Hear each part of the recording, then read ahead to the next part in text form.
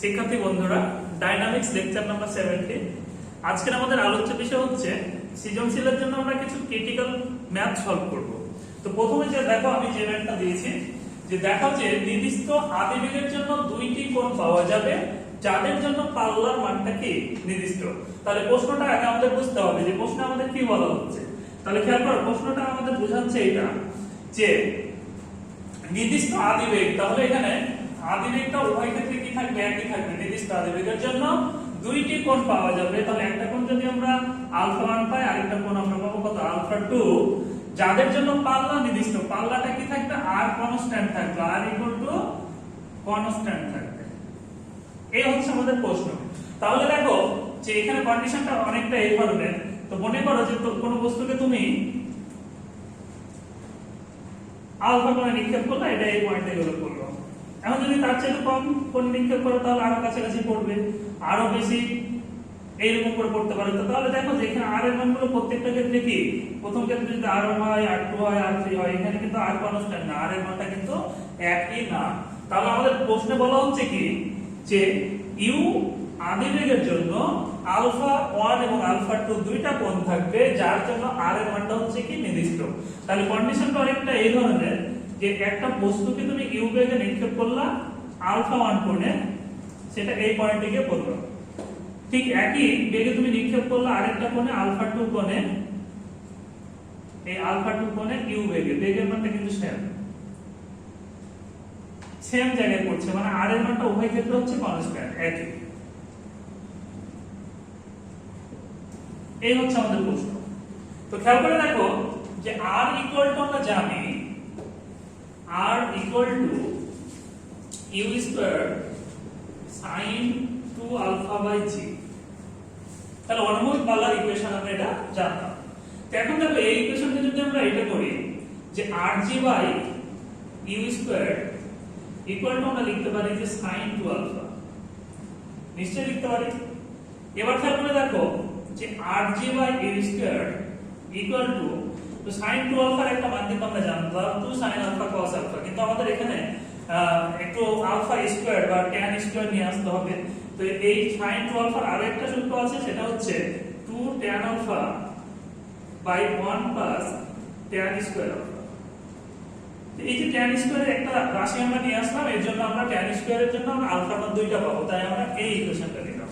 এখন দেখো একে যদি আমরা ক্রস গুণ করি, তাহলে এর সাথে 1 গুণ হচ্ছে, এই টোটালটার সাথে কিন্তু আমরা গুণ করছি, তাহলে হবে rg by u square plus এই rg বাই u স্কয়ার সাথে tan আলফা গুণ করতেছি, তাহলে rg by u square tan alpha equal to 2 tan alpha, tan square alpha 2 tan।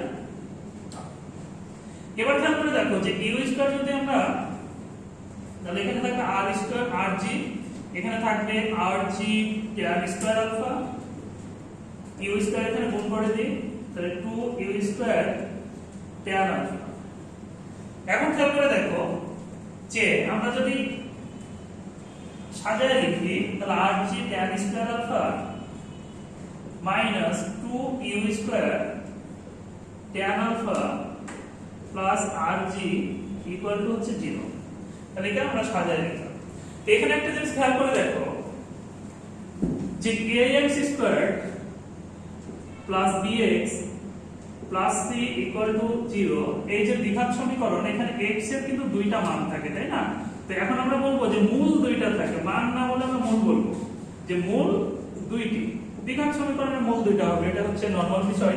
তো এখন দেখো যে এটা ওটা ছিল x এর একটা দ্বিঘাত সমীকরণ, তাই x এর আমরা মূল দুইটা পাবো। তাহলে এটা কার দ্বিঘাত সমীকরণ, দেখো যে tan আলফার দ্বিঘাত সমীকরণ। তাহলে tan আলফার কিন্তু মূল দুইটা থাকবে, একটা হচ্ছে tan আলফা 1 ধরে নিলাম, আর একটা হবে tan আলফা 2।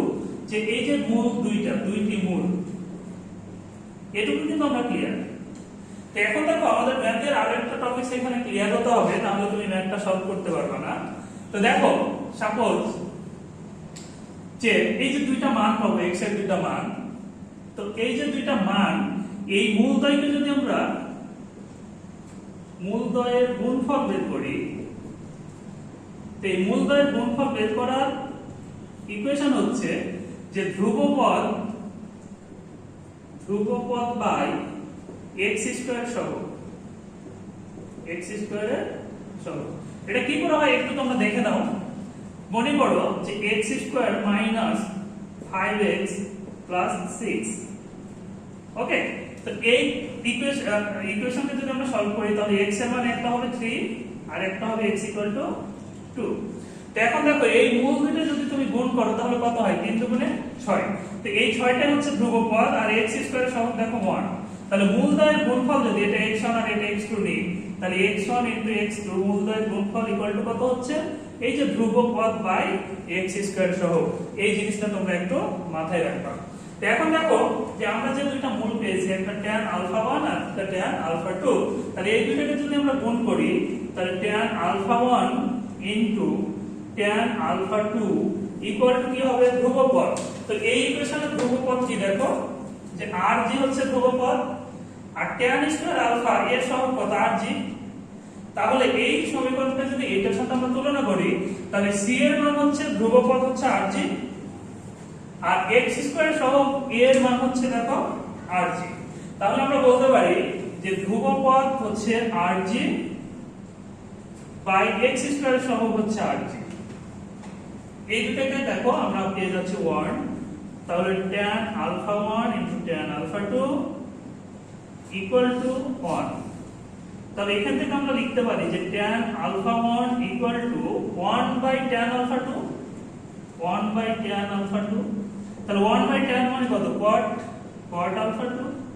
আবার দেখো cot কে আমরা লিখতে পারি যে tan alpha 1 equal to cot কে আমরা লিখতে পারি যে tan 90 ডিগ্রি মাইনাস আলফা 2।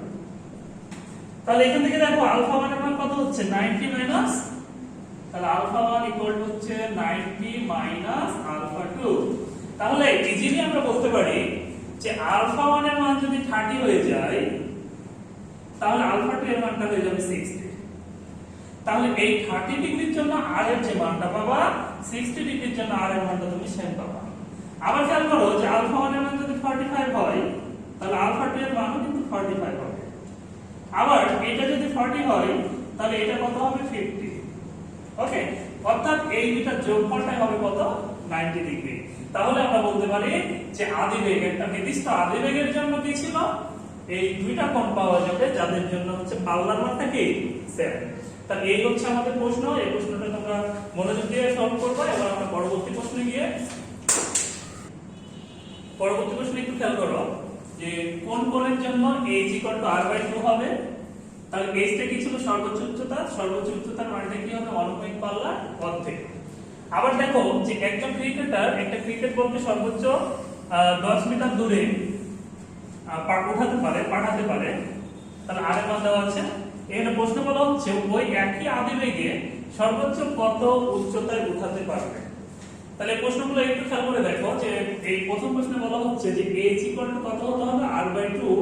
এখন আমাদের আলফার মানটা বের করতে হবে। তো সর্বাধিক উচ্চতার ইকুয়েশন আমরা জানি u square sin square alpha by 2g।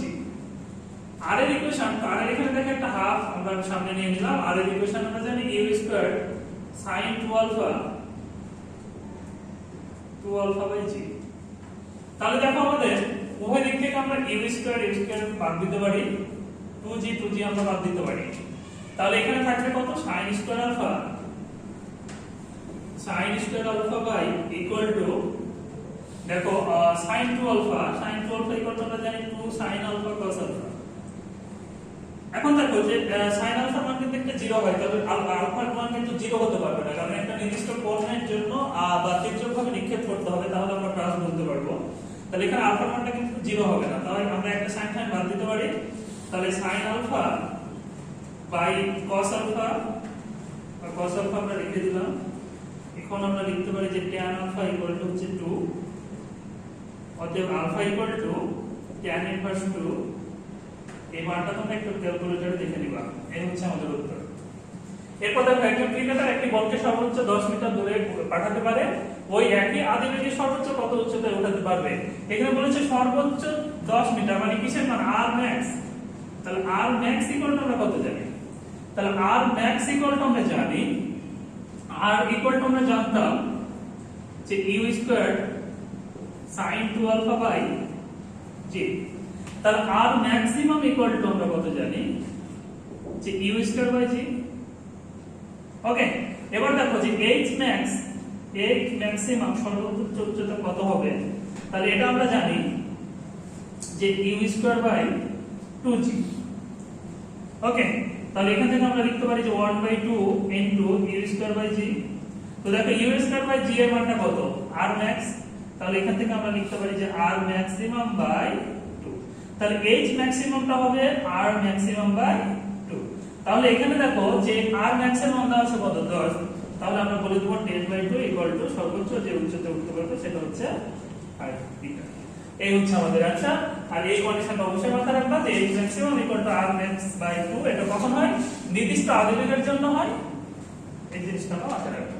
এবার পরবর্তী প্রশ্নে একটু খেয়াল করো যে দুইটি প্রাচীর একটিকে আলফা কোণে এবং অপরটিকে 90 মাইনাস আলফা কোণে 49 মিটার পার সেকেন্ড বেগে ছোড়া হলো। তাহলে দুইটা প্রাচীর কিন্তু একই বেগে ছোড়া হয়েছে, কত, 49 মিটার পার সেকেন্ড বেগে, এবং আলফা কোণের মানটা একটু আলাদা হবে, একটা আলফা কোণে, একটা হচ্ছে 90 মাইনাস আলফা কোণে।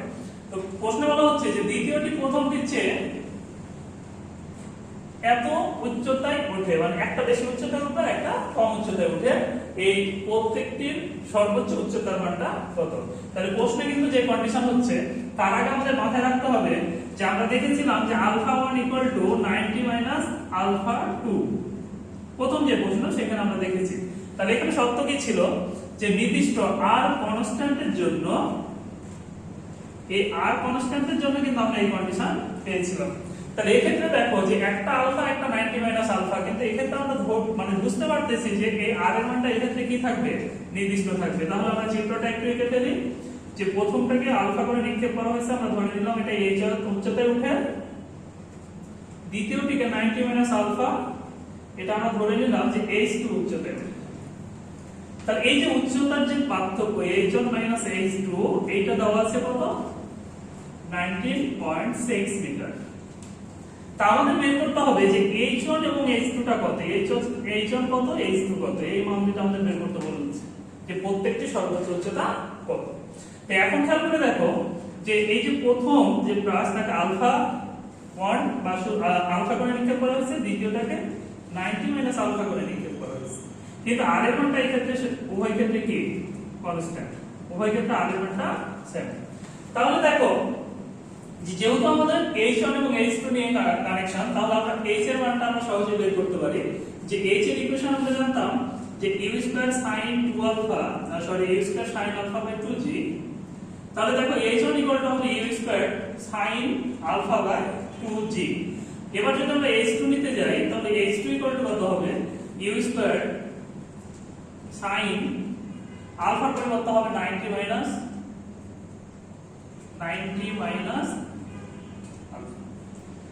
By 2g। তাহলে h ইকুয়াল টু ছিল u square sin square alpha by 2g। তাহলে h2 ইকুয়াল টু আমরা লিখতে পারি u স্কয়ার sin স্কয়ার, এই আলফা পরিবর্তন হবে 90 মাইনাস আলফা বাই 2g। এখন খেয়াল করো যে এটুকুকে আমরা লিখতে পারি যে u স্কয়ার sin পরিবর্তন হয়ে কি হয়ে যাবে cos, তাহলে cos square alpha by 2g। এখন দেখো এই দুইটা আমরা বিয়োগফল জানি, তাহলে যোগফল বের করতে পারলে কিন্তু আমাদের ইকুয়েশনটা ইজি হয়ে যাবে। তাহলে এই দুইটাকে যদি আমরা যোগ করে ফেলি যে h1 h2 ইকুয়াল টু, তাহলে দেখো কমন কি u স্কয়ার বাই 2g, তাহলে u square by 2g sin square alpha plus cos square alpha, তাহলে এই ভ্যালুটা হচ্ছে 1। তাহলে h1 h2 এর মান পেলাম আমরা, অতএব h1 h2 equal to u square by 2g। তো u এর মান কিন্তু আমরা জানি 49 আর g এর মান আমরা জানি 9.8। তাহলে এখান থেকে h1 h2 এর মান আমরা পেয়ে যাব। তাহলে আমরা লিখতে পারি যে h1 h2 equal to 49 square by 2 into 9.8, আর h1 h2 এর মান আমরা পেয়েছি 19.6। এটা তোমরা একটু ক্যালকুলেটর চেপে নিবা, তারপর দেখো এই দুইটাকে যোগ করলে আমরা h1 পেয়ে যাব আর বিয়োগ করলে আমরা h2 পেয়ে যাব। ওকে, এই দুইটাই হচ্ছে আমাদের নির্দিষ্ট ভ্যালু। এবার আমরা পরবর্তী প্রশ্নে চলে যাই। এই পরবর্তী প্রশ্নে একটু খেয়াল করো যে একটি বুলেট 30 ডিগ্রি কোণে, এই 30 ডিগ্রি কোণে 3 কিলোমিটার দূরের কোনো লক্ষ্যবস্তুকে আঘাত করতে পারে। তো প্রশ্ন হলো যে কোণের মান পরিবর্তন করে 5 কিলোমিটার দূরে আঘাত করা সম্ভব কি না। তাহলে এই যে একটা প্রশ্ন খেয়াল করে দেখো যে 30 ডিগ্রি কোণে যখন নিক্ষেপ করা হচ্ছে ইউ বেগে, তখন সেটা 3 কিলোমিটার দূরে গিয়ে পড়ছে, তাহলে 3 × 10⁻³ মিটার। তাহলে এটা আর এর ভ্যালু দেওয়া আছে, তাই না?